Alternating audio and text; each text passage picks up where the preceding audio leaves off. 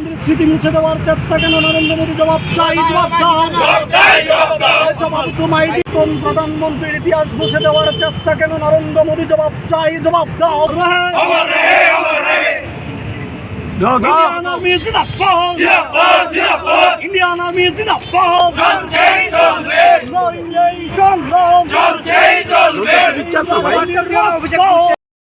যে 16ই ডিসেম্বর হয়েছে মহাবিজয় দিবস। আমরা এই দিনটাকে পালন করি কারণ এই দিনের প্রচণ্ডভাবে একটি মহত্ব আছে।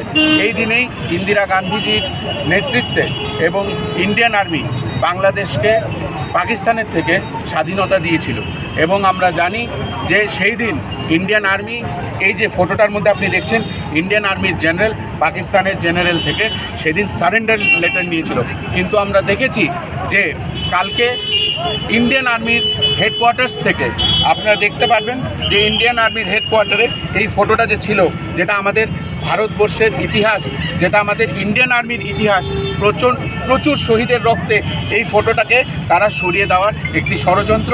এই ষড়যন্ত্র মূল কারণ হয়েছে তারা ভারতবর্ষের যে ইতিহাস, যে ইন্দিরা গান্ধীর নেতৃত্বে যে ইতিহাস ভারত সরকার এবং ইন্ডিয়ান আর্মি যে ইতিহাস লিখেছিল, সেই ইতিহাসকে মুছে দেওয়ার একটি প্রকল্প।